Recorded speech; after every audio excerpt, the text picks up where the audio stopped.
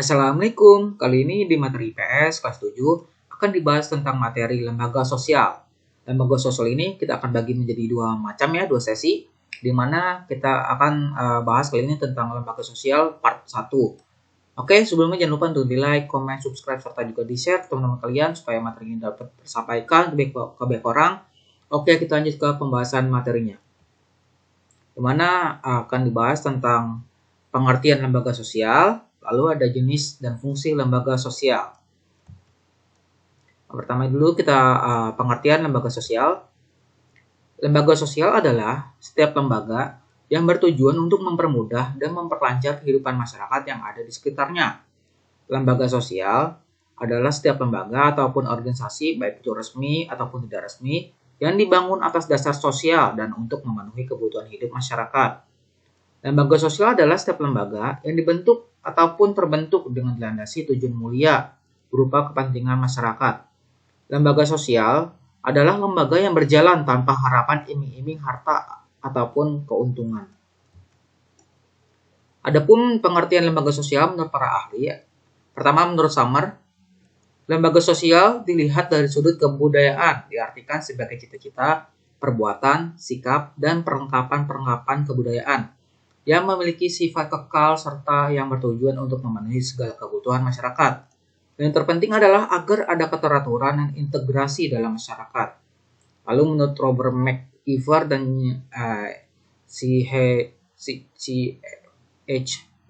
Page, lembaga sosial merupakan kondisi-kondisi atau bentuk-bentuk prosedur yang mapan yang menjadi karakteristik bagi aktivitas kelompok. Kelompok yang melaksanakan patokan-patokan tersebut disebut asosiasi. Lalu menurut Alvin L. Bertrand, lembaga sosial pada hakikatnya adalah sekumpulan dari norma-norma sosial atau struktur-struktur sosial yang sudah diciptakan agar dapat melaksanakan fungsi masyarakat. Lembaga-lembaga tersebut meliputi sekumpulan norma dan bukan norma yang berdiri sendiri. Lalu menurut Rochek dan Warren, lembaga sosial adalah bermacam pola yang sudah memiliki kedudukan pasti atau tetap untuk mempersatukan beragam kebutuhan manusia yang timbul dari kebiasaan-kebiasaan dengan mendapatkan persetujuan dengan cara yang sudah tidak terelakkan lagi untuk memenuhi konsep kesejahteraan masyarakat dan menghasilkan suatu struktur. Lalu menurut Mayor Pollack, lembaga sosial adalah suatu kompleks atau sistem berbagai peraturan dan adat istiadat yang mempertahankan nilai-nilai yang terpenting. Lalu menurut Kunchara Ningrat, yang merupakan salah satu tokoh sosiologi di Indonesia, lembaga sosial adalah suatu sistem tata kelakuan dalam hubungan yang berpusat kepada aktivitas-aktivitas untuk memenuhi kompleks-kompleks kebutuhan khusus dalam kehidupan masyarakat. Lalu menurut Fischer, lembaga sosial adalah suatu sistem hubungan-hubungan sosial yang mengandung nilai-nilai dan prosedur-prosedur tertentu dalam usaha memenuhi kebutuhan pokok masyarakat. Lalu menurut Saleh Sumarjan dan Sulaiman Sumardi yang merupakan tokoh sosiologi juga yang ada di Indonesia, lembaga sosial adalah semua norma-norma dari segala tingkat yang berkisar pada suatu keperluan pokok dalam kehidupan masyarakat, merupakan suatu kelompok yang diberi nama lembaga kemasyarakatan. Lalu menurut Sujono Sukanto yang merupakan salah satu yang meneliti tentang kebudayaan di Indonesia, lembaga sosial adalah himpunan dari norma-norma dari segala tindakan yang berkisar pada suatu kebutuhan pokok di dalam kehidupan masyarakat. Lalu menurut Leopold von Wilson dan Becker, lembaga sosial adalah sebagai suatu jaringan proses-proses hubungan antar kelompok sosial dan antar manusia yang mempunyai fungsi untuk memelihara hubungan-hubungan itu serta pola-pola yang sesuai dengan minat dan kepentingan manusia dan kelompoknya. Nah, tadi kan ada beberapa pengertian dari beberapa ahli ya. Ada yang dari tokoh luar, yang sosiologi ataupun antropologi luar, maupun dari sosok ahli antropologi dan juga sosiologi dari Indonesia yang terkenalnya. Nah, kali ini kita akan bahas tentang norma-normanya yang ada di lembaga sosial itu. Di mana agar hubungan antara manusia di dalam suatu masyarakat terlaksana sebagaimana yang diharapkan, maka diciptakanlah norma di mana norma-norma itu mempunyai kekuatan yang mengikat yang berbeda-beda. Terdapat norma yang kekuatan yang mengikatnya lemah, namun ada juga yang kuat mengikatnya. Di mana dalam norma itu di masyarakat dikenal ada 4 macam tingkatan norma. Yang pertama 1, cara atau usage. Cara lebih terlihat pada perbuatan individu dalam masyarakat, di mana penyimpangan pada norma ini itu tidak akan mendapatkan hukuman yang berat, tetapi hanya sekedar celaan aja. Contohnya itu apa? Misalkan seseorang membuang sampah sembarangan ya. Nah, dia akan mendapatkan celaan bahwa dia tuh buang sampahnya nggak sesuai dengan di tempatnya, nah gitu. Lalu contoh lainnya itu cara berpakaiannya. Misalkan dia pakaiannya kurang sopan, nah itu bakalan dia akan ditegur oleh masyarakat situ misalkan gitu. Lalu ada kebiasaan atau foxway. Kebiasaan adalah perbuatan yang dilakukan secara berulang-ulang dalam bentuk yang sama. Contohnya misalkan kebiasaan memberi hormat kepada orang yang lebih tua usianya, lalu misalkan salam kepada yang orang yang lebih tua, lalu mendahulukan orang yang lanjut usia ketika sedang antri dan sebagainya.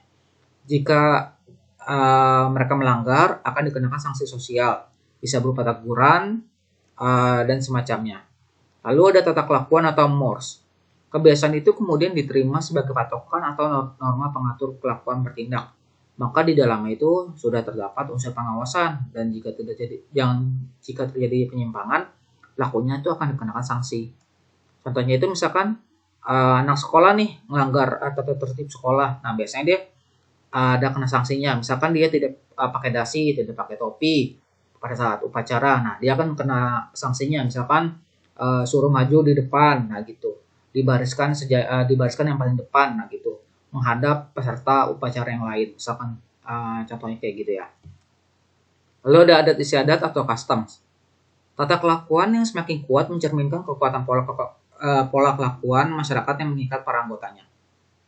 Bagi anggota masyarakat yang melanggar adat istiadat, maka ia akan mendapatkan sanksi sesuai dengan adat masing-masing.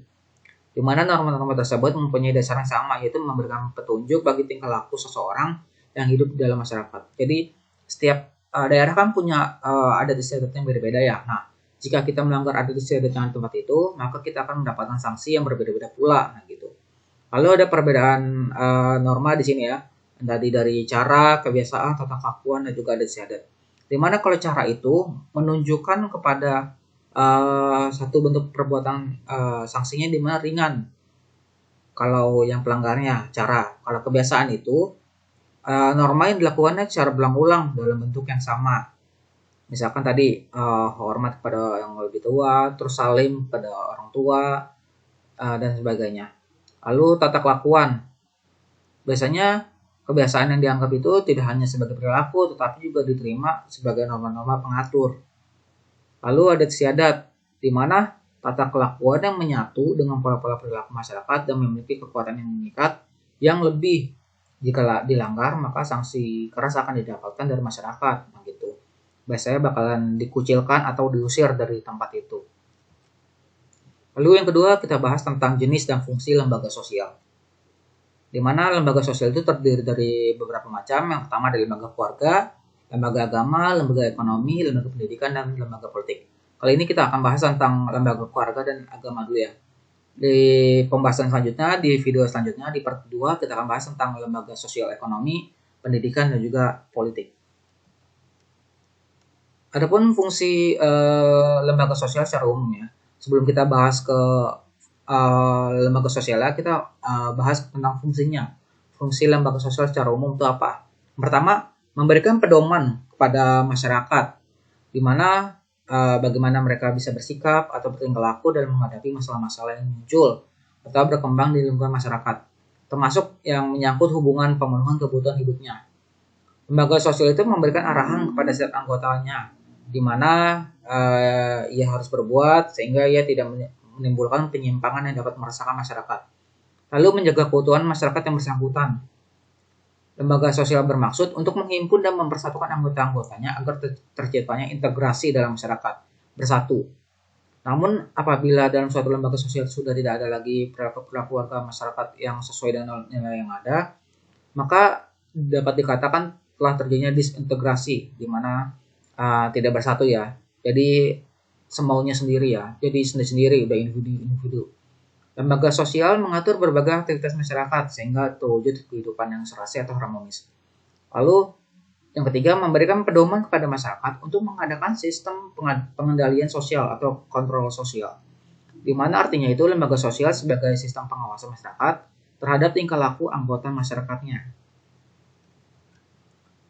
Lalu tadi kan sudah dibahas tentang fungsi lembaga sosial secara umum. Nah, kita pembahasan pertama dulu yang lembaga keluarga. Lembaga sosial keluarga, di mana keluarga merupakan unit sosial yang terkecil dalam masyarakat yang terdiri dari ayah, ibu, dan anaknya. Di mana anak-anak akan nantinya berkembang dan mulai bisa melihat dan mengenal arti diri sendiri. Dan kemudian dia mulai dikenal sebagai individu. Keluarga berperan membina dan membimbing anggota-anggotanya untuk beradaptasi dengan lingkungan fisik maupun lingkungan budaya di mana ia berada.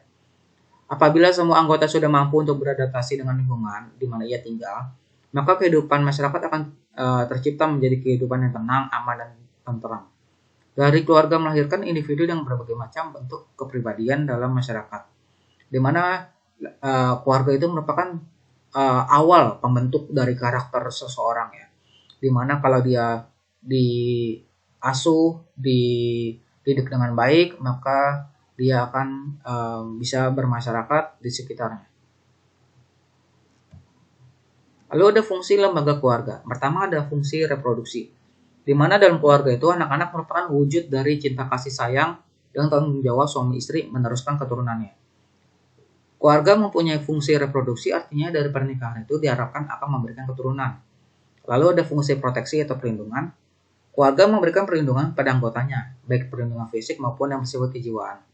Apabila dalam keluarga terdapat rasa aman, proses-proses sosial di dalam keluarga dapat berjalan harmonis. Lalu ada fungsi ekonomi. Pada umumnya, dalam sebuah keluarga itu, ayah kan sebagai kepala keluarga dan menjadi tulang punggung keluarga, di mana ayah juga mempunyai kewajiban memenuhi kebutuhan ekonomi anak-anaknya. Di mana pada saat pada masyarakat modern, tidak menutup kemungkinan ibu juga mencari nafkah untuk membantu perekonomian keluarga. Suami dan istri itu memikul tanggung jawab ekonomi terhadap anak-anaknya. Kerjasama yang baik antara ayah dan ibu dalam mengelola pendapatan menjadikan keluarga dapat memfungsikan ekonomi secara efektif dan efisien. Lalu fungsi sosialisasi, di mana keluarga berperan membentuk kepribadian anak agar sesuai dengan harapan orang tua dan masyarakat. Keluarga merupakan sosialisasi pertama bagi anak atau sosialisasi primer. Di dalam lingkungan keluarga, anak mulai dilatih dan diperkenalkan cara-cara hidup bersama dengan orang lain. Anak diajak memahami lingkungan yang lebih luas, sehingga pada saat nantinya itu anak akan benar-benar siap untuk hidup di masyarakat. Anak diperkenalkan oleh orang tuanya itu mengenai norma yang berlaku di masyarakat seperti norma dan nilai-nilai sosial yang berlaku dalam masyarakat. Dalam rangka sosialisasi ini, anak diajarkan pula menjalankan kehidupan yang sesuai dengan nilai dan norma masyarakat. Lalu ada fungsi afeksi. Keluarga memberikan kasih sayang dan perhatian pada anak-anaknya.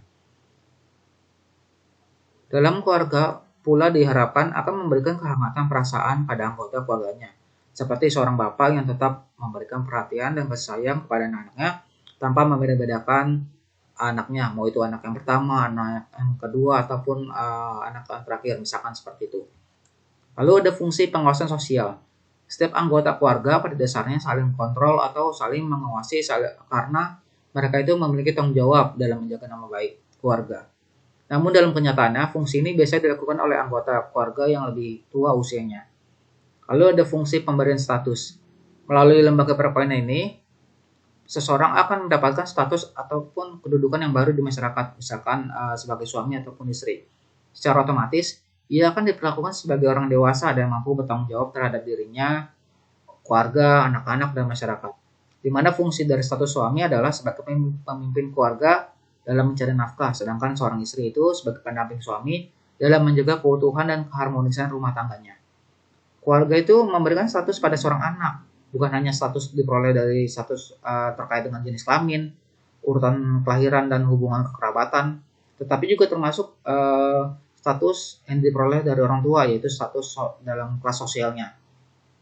Misalkan dia dari orang tuanya kaya ya, nah dia kan mewariskan namanya statusnya itu dia sebagai anak orang kaya. Nah, gitu.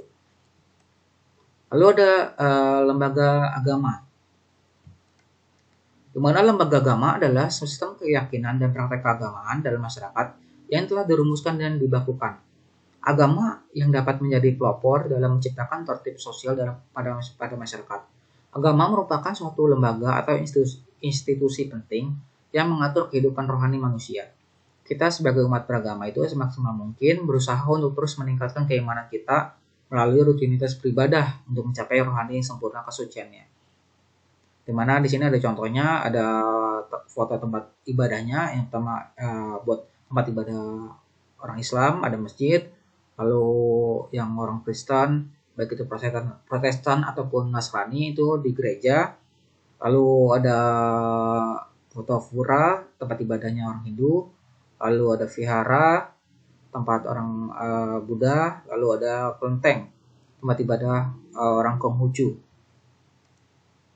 Di mana ada fungsi-fungsi lembaga agama. Pertama, sebagai pedoman hidup bagi manusia, baik itu dalam kehidupan pribadi maupun hubungan dengan Tuhan. Di mana lalu ada hubungannya dengan manusia lain dan hubungan dengan alam sekitar. Lalu sumber kebenaran. Di mana dalam diri para penganut atau umat agama itu ada keinginan untuk mencapai keselamatan dan kebahagiaan hidup, baik di dunia maupun di akhirat.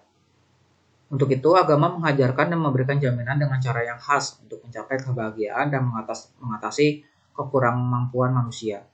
Pengatur tata cara hubungan manusia dengan manusia dan manusia dengan Tuhan. Tuntunan prinsip benar dan salah untuk menghindari perilaku menyimpang seperti membunuh, mencuri, berjudi, dan sebagainya. Pedoman pengungkapan perasaan kebersamaan di dalam agama diwajibkan berbuat baik terhadap sesama.